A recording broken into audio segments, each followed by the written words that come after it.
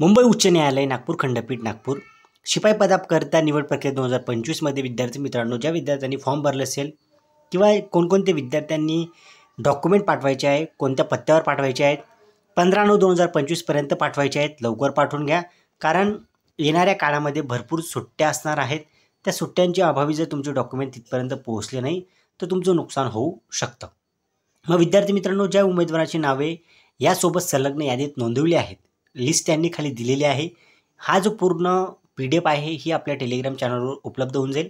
तिथून तुम्ही डाउनलोड करून घ्यायचे आहे. आपलं नाव आपलं पाहायचं आहे आणि जर तुम्ही अजूनपर्यंत सेल्फ अटेस्टेड डॉक्युमेंट जे आहेत ते जर तुम्ही पाठवले नसतील तर लवकरात लवकर आजच ते डॉक्युमेंट तुम्ही पाठवायचे आहेत. तो पत्ता आहे तुमचा विद्यार्थी मित्रांनो, प्रबंधक प्रशासक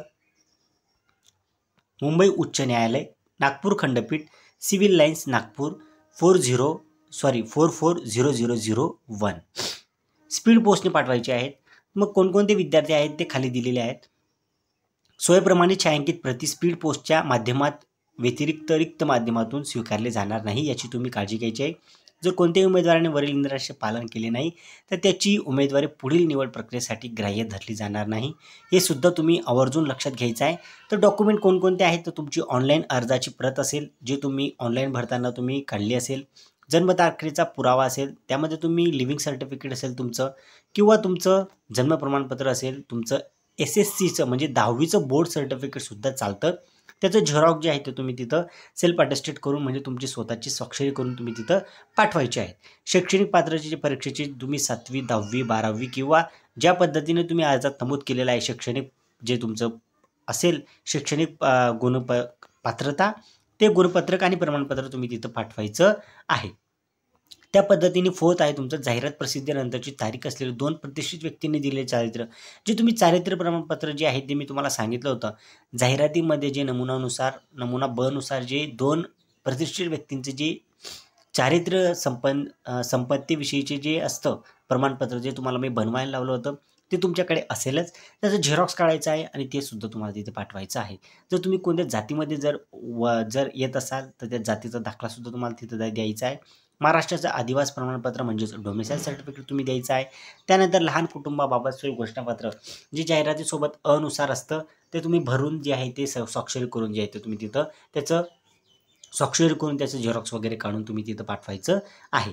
जर तुम्ही समजा कुठल्याही शासकीय कर्मचारीचं असाल तर नो ऑब्जेक्शन किंवा ना हरकत प्रमाणपत्राची प्रतसुद्धा तुम्ही पाठवायची आहे. आणि तुम्ही विद्यार्थी मित्रांनो जे 50 रुपयाचं जे चलन भरलं होतं त्याचीसुद्धा पावती तुम्हाला तिथे पाठवायची आहे.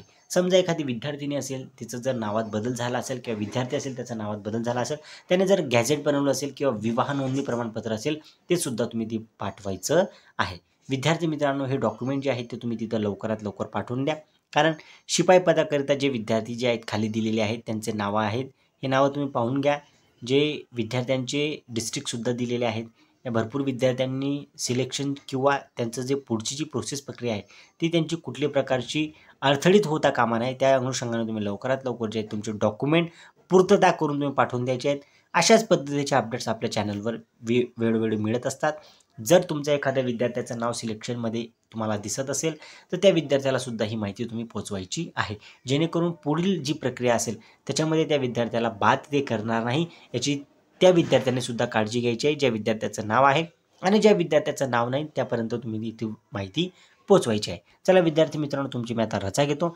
अशाच पद्धतीने अपडेट जर तुम्हाला पाहिजे असेल तर आपल्या चॅनलला सबस्क्राईब करून घ्या, जेणेकरून तुम्हाला अशाच पद्धतीच्या विविध बातम्या किंवा विविध जे गोष्टी असतात ते तुम्हाला आपल्या YouTube चॅनलवर मिळून जातील. चला विद्यार्थ्यांनो, जय हिंद, धन्यवाद.